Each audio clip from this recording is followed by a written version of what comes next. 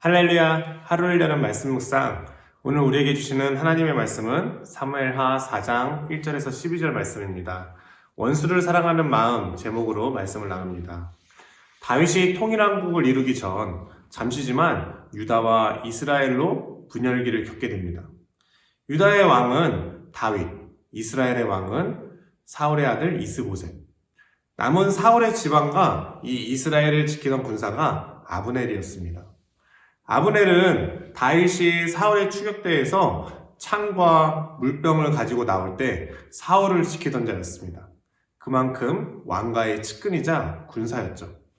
그런 아브넬이 다윗에게 투항했던 일은 잠시였던 이 이스보셋의 정권이 무너지고 있다는 큰 증거였습니다. 오늘 말씀은 아브넬의 죽음에 이어 이스보셋의 죽음에 이르고 또 적의 죽음에서조차 드러나는 다윗의 의로움을 발견합니다. 다윗은 철저히 하나님이 보시기에 의로운 선택을 행합니다. 그가 통일왕국을 이루게 된 능력은 오직 하나님의 의를 사모했기 때문입니다. 마태복음 5장 44절에서 예수님은 너희의 원수를 사랑하며 너희를 박해하는 자를 위하여 기도하라 말씀합니다. 진정한 평화는 용서하며 사랑하는 데 있습니다. 세상 모두를 사랑할 수 있지만 원수를 사랑하는 일은 우리의 능력이 아닙니다. 철저히 하나님이 주시는 마음이 아니고서는 불가능한 일이죠. 다윗의 모습을 보며 다시 한번 하나님의 사랑, 이웃사랑, 원수까지도 사랑하라는 말씀을 새겨봅니다. 다윗에게 투항하고 평화협정을 맺으러 온 아브넬은 다윗의 군대 장관 요압에 의해 살해됩니다. 요압의 과잉된 충성일 수도 있고 성경이 밝히듯 요압 자신의 개인적 복수심일 수도 있습니다.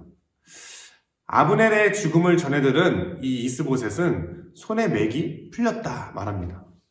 이스라엘의 큰 권력을 지켰던 군대 장관이 죽었고 또 개인적으로는 이스보셋 자신을 지켜줄 가장 측근이자 호위구사가 죽었기 때문입니다.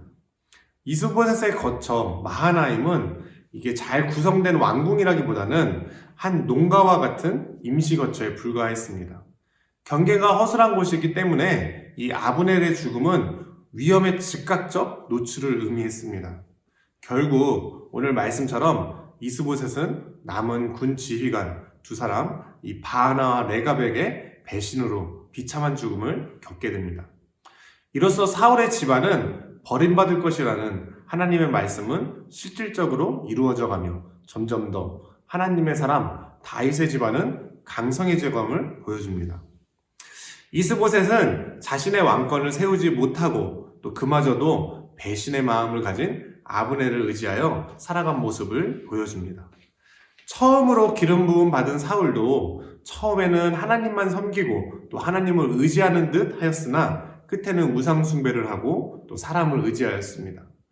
하나님의 마음에 합한 자 다윗, 사무엘서는 첫 왕들의 역사를 통해서 철저하게 하나님에 대한 우리 인간의 신뢰와 또 하나님만 의지함을 묻습니다. 우리의 소망은 오직 하나님만 바라는 데 있습니다.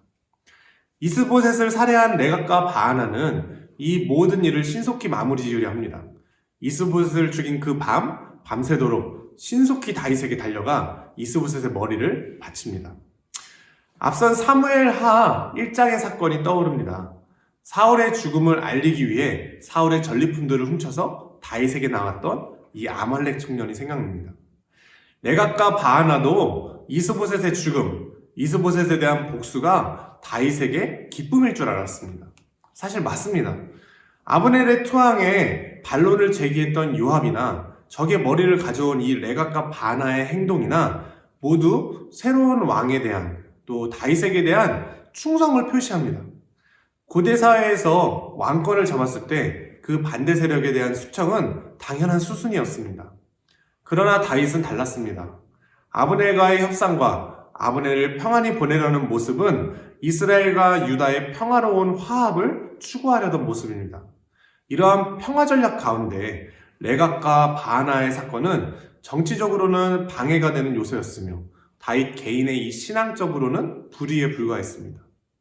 더욱이 다윗의 주변 인물들이 계속해서 간과하는 것은 다윗이 사울의 사위라는 것이었습니다. 다윗은 투항하여 나온 이 아브넬에게 가장 첫 번째로 미갈을 요청하였습니다. 사울의 아들 요나단은 다윗의 의형제인 친구이며 사울의 딸 미갈은 다윗의 첫 부인입니다. 다윗은 철저히 사울에게 섬겼던 신하였으며 어쩌면 사울의 우울증을 가장 가까운 곁에서 치료하던 자로 가장 슬퍼하고 애통하던 자일 수도 있습니다. 그러나 주변 인물들은 계속해서 다윗과 사울을 철저한 원수와 대적자로 만들고 이를 꾸밉니다. 다윗은 4장에서도 역시 변치 않는 마음을 보여줍니다. 9절, 다윗이 부에롯 사람 림몬의 아들 레갑과 그의 형제 바하나에게 대답하여 그들에게 이르되 내 생명을 여러 환난 가운데서 건지신 여호와께서 살아계심을 두고 맹세하노니. 다윗을 건지신 이는 여호와 하나님입니다. 하나님께 맹세한다는 것은 그들이 행한 이 일들이 결코 의롭지 못하며 또 하나님 보시기에 합당하지 않다는 것입니다. 다윗은 두 사람을 악인으로, 이스보셋을 의인으로 부릅니다. 다윗에게는 이스보셋도 동일하게 왕, 성택받은 자, 또 하나님이 그 기름 부음 받은 자였습니다. 다윗은 레갑과 바하나를 상주기는커녕 처형하고 수족을 베어서 배신과 불의에 대한 비참한 형벌을 주고 이스보셋의 머리를 가져다가 정중하게 매장합니다. 하나님에 의해 선자 다윗은 모든 일에 하나님의 엄중한 잣대를 대었으며 적의 왕이라 하여도 하나님의 마음으로 선대합니다. 예수님께서는 마태복음 5장 43절 44절에서 또 내 이웃을 사랑하고 내 원수를 미워하라 하였다는 것을 너희가 들었으나 나는 너희에게 이르노니 너희 원수를 사랑하며 너희를 박해하는 자를 위하여 기도하라 말씀하시며 율법의 말씀을 갱신하십니다. 사람 사이의 갈등은 회복하기 정말 어렵습니다. 아이들을 보면 싸우다가도 웃고 또 웃다가도 싸우고 서로 화해해 이 한마디면은 악수하고 끌어안고 화해하지만 어른이 될수록 한번 미워한 마음은 돌이킬 수가 없습니다. 하물며 한 가족임에도 원수마도 못한 경우가 허다합니다. 그렇기에 갈등은 해결하기보다 생기지 않는 것이, 피하는 것이 더 먼저입니다. 원수를 사랑하라. 내 자신에게도 물어봅니다. 과연 가능한 일인가? 원수를 사랑하고 박해자를 위해 기도하는 일은 하나님이 주시는 마음이 아니면 불가능한 일이며 내 안에 일어나는 하나님의 기적입니다. 장인 사울에 의해 죽음에 다다른 다윗의 일을 본다면 우리가 겪는 작은 갈등들, 사람을 미워하는 그 마음은 비교할 바가 되지 못합니다.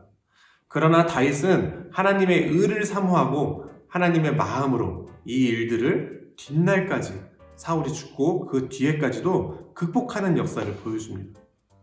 다윗이 아브넬을 평안히 돌려보내고 적의 왕 이스보셋을 정중히 매장해 주었듯이 평안의 선포가 저와 여러분의 입술에 있기를 소망합니다. 1만 달란트를 탕감받은 자의 비유를 떠올리며 우리의 허물도 용서받았음을 기억합니다. 오늘 하루 이웃과 더불어 원수의 평안까지도 빌 수 있는 능력 있으시기를 축복합니다. 아멘.